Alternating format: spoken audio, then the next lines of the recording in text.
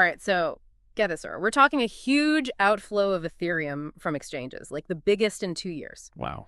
Over 224,000 ETH, worth about $26 billion, just vanished from exchanges between February 8th and 9th. Vanished. What does it mean for you and the future of ETH?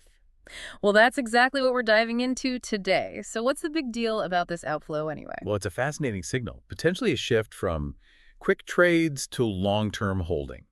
You see, when large amounts of ETH leave exchanges, it suggests holders are feeling confident about ETH's future and are less interested in short-term profits. That makes sense. People are essentially locking it away for safekeeping, like tucking it under their digital mattress. Exactly. And with less ETH available on exchanges, it reduces the potential for a sudden sell-off, which could help stabilize and even boost the price. Interesting. So it's not just about how much ETH is out there, but where it's being held, speaking of which. Santam data shows that the current ETH balance on exchanges is the lowest it's been since August 2024, a mere 9.63 million ETH. That seems like a pretty significant drop. It certainly is. Now, while this outflow is a positive sign, it's important to remember that Ethereum often dances to the tune of Bitcoin. If Bitcoin makes a strong recovery and reaches new highs, it's likely to create a more favorable environment for ETH to flourish as well. So Bitcoin's performance is like the conductor of the crypto orchestra, and Ethereum's one of the key instruments. But what about those Ethereum whales we hear so much about? Are they playing a part in this outflow? Absolutely. The number of Ethereum whales has actually increased by 2.3% since the beginning of February. This increase often indicates accumulation. Those holding large amounts of ETH are hodling, signaling their confidence in ETH's future potential, and their actions can have a ripple effect throughout the market. So it's like the whales are betting big on ETH, and their confidence might be influencing others to follow suit. You got it. And it's not just the whales. A recent CoinShares report revealed that Ethereum was actually leading weekly crypto inflows for the first time in 2025, even surpassing Bitcoin. Yeah. Investors poured almost $800 million into ETH-related products, compared to $407 million that went into Bitcoin. Wow. It seems like institutional investors are starting to take notice of Ethereum's potential as well. It's like they're finally joining the party.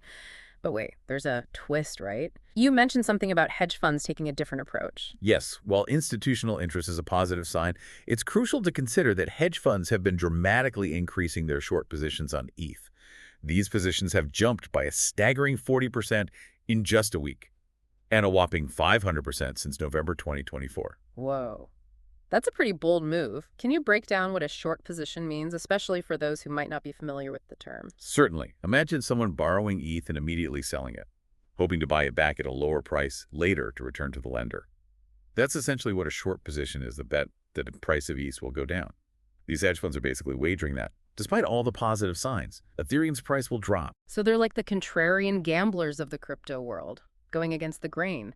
It adds an interesting layer of complexity to the whole situation, wouldn't you say? Absolutely. This high level of short interest could actually trigger a phenomenon known as a short squeeze. Now that sounds intense. Is it as dramatic as it sounds? It can be.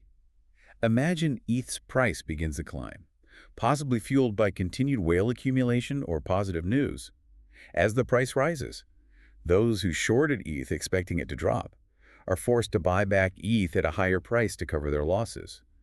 This rush to buy pushes the price up even further, causing a rapid surge. So it's like a domino effect, but with billions of dollars at stake. What does this potential short squeeze mean for everyday investors like me? It injects a dose of unpredictability into the Ethereum market. A sudden price surge can catch anyone off guard, both those betting for and against ETH. Okay, so we've got whales accumulating, institutions showing interest, and hedge funds taking a gamble by shorting ETH. It's like a financial thriller unfolding right before our eyes. Indeed. It highlights the dynamic and ever-changing nature of the crypto market. But with all this excitement and speculation, it's easy to lose sight of the bigger picture. Where does ETH currently stand price-wise? Despite all the buzz, ETH is currently trading at $2,715. It's important to remember this is significantly below its all-time high of $4,878, which it reached over 3 years ago. While the outflow and other positive signs are encouraging, ETH still has a journey ahead to reclaim its previous peak. Right, so even with all the positive momentum, it's important to keep things in perspective. Let's zoom in on ETH's recent performance. In the past 24 hours, it's seen a decent 2.6% increase. However, over the past 2 weeks, it's down 15%. And over the past month, it's down 16.1%. Precisely. These figures illustrate that while there are positive signs in the short term, the longer-term trend still reveals some weakness. So it seems like the Ethereum market is a bit of a puzzle right now. There are pieces that point towards a bright future, but other pieces suggest we might be in for a bumpy ride. It'll be interesting to see how it all unfolds in the coming weeks and months. Indeed. The interplay of these factors, the decisions of whales, the strategies of hedge funds, and the growing involvement of institutional investors will all contribute to shaping the future of Ethereum. All right, everyone, that brings us to the end of part one of our deep dive into the Ethereum outflow. We've uncovered some fascinating insights into this recent development and explored the forces at play in the Ethereum market. Join us in part two, where we'll further unravel this puzzle, exploring the potential implications of these trends, and delving into the world of institutional investors and their role in shaping Ethereum's future. Welcome back to our deep dive into the Ethereum outflow. Before we move on, I want to touch on something we briefly mentioned earlier, the growing interest from institutional investors. Right. We were discussing that incredible $854 million influx into Ethereum spot ETFs last week alone. What's driving that kind of commitment from these major players? It suggests a strategic shift. You see, these institutions, think pension funds or investment firms, are looking beyond short-term gains and are starting to view Ethereum as a legitimate long-term asset class. They're not just dipping their toes in the water anymore, they're diving right in. So they're seeing the potential of Ethereum, not just as a cryptocurrency, but as a foundation for something much bigger. Exactly. Remember when we talked about ETH being taken off exchanges? Well, this institutional investment adds another layer to that story.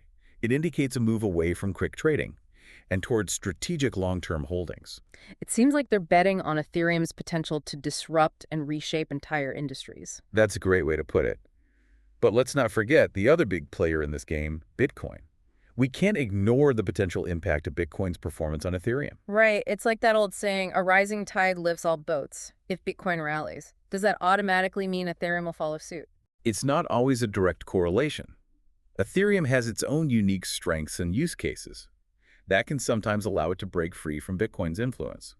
However, the overall market sentiment set by Bitcoin is a factor we can't ignore. Its performance can create a ripple effect across the entire crypto market. So it's like Ethereum is charting its own course, but still sailing in the same waters as Bitcoin.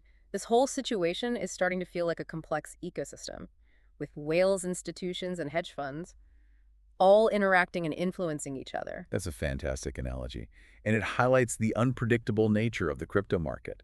There are so many factors at play, making it virtually impossible to predict the future with certainty. It's like trying to solve a puzzle where the pieces are constantly changing shape.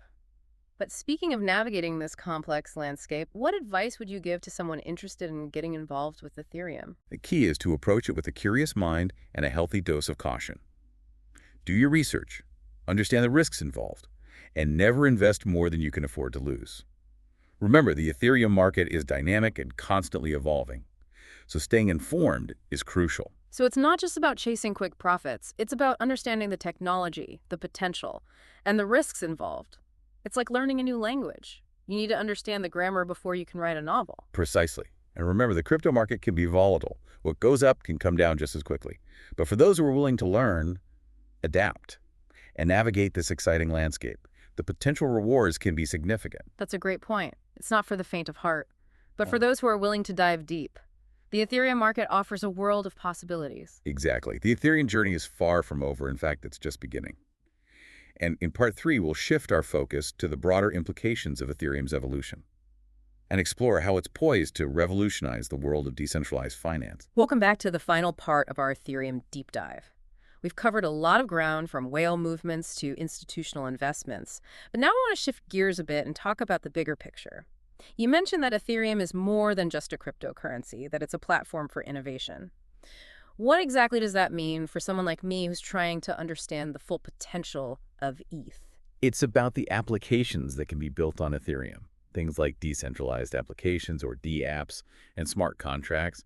These have the potential to revolutionize how we interact with technology and with each other. Okay, so dApps and smart contracts, those are terms I hear thrown around a lot, but can you break them down in a way that makes sense for everyday users? Sure, think of dApp apps as applications that run on a decentralized network, meaning they aren't controlled by any single entity like a big tech company. They could be anything from decentralized exchanges and lending platforms to games and even social media platforms. So it's like taking the power away from the big players and putting it back in the hands of the users. Exactly. It's about creating a more open, transparent, and equitable internet. And smart contracts play a key role in this. Imagine self-executing agreements, written in code that can automate transactions and enforce agreements without the need for intermediaries. So instead of relying on lawyers and banks to handle transactions, these smart contracts can do it all automatically. That seems incredibly efficient, but is it really secure? That's the beauty of it. Smart contracts eliminate the need for trust by automating the process, reducing the potential for errors or manipulation. This technology has the potential to disrupt industries from finance and supply chain management to healthcare and even voting systems. Wow, that's a lot to take in. It sounds like Ethereum is laying the foundation for a truly decentralized future. But with all this innovation, there must be challenges, right? Of course. One of the biggest hurdles is scalability. As more and more dApps are built on Ethereum, the network can get congested, leading to slower transaction speeds and higher fees. So it's like rush hour traffic on the blockchain. Exactly. But the good news is that developers are constantly working on solutions like Layer 2 scaling solutions and Ethereum 2.0, which aim to improve the network's capacity and efficiency. It's reassuring to know that there are people actively working to overcome these challenges. It seems like Ethereum is in a constant state of evolution, adapting to meet the demands of this rapidly growing decentralized world. That's the incredible thing about open source technology. It's a collaborative effort with a global community of developers and innovators constantly pushing the boundaries. And that brings us back to the Ethereum community itself, which seems incredibly passionate about this technology. Absolutely. It's the heart and soul of Ethereum. This community drives the innovation, pushes for adoption, and truly believes in the power of decentralization. As we've seen from the recent outflow, the whale accumulation, and the growing institutional interest, there is a strong and growing belief in Ethereum's long-term potential. So what's the key takeaway for our listeners today? What should they be thinking about as they navigate this ever-evolving world of Ethereum? Well, Ethereum is much more than just a cryptocurrency. It's a platform for innovation that has the potential to transform how we interact with technology and with each other. The journey is just beginning, and while there will always be challenges, the potential for growth and disruption is immense. Well said. And on that note, I want to thank you for taking us on this incredible deep dive into the world of Ethereum. We've covered a lot of ground, but there's still so much more to explore. For our listeners, remember, this is just the starting point of your own deep dive. Stay curious, keep learning, and never stop asking questions. The world of Ethereum is vast and full of possibilities.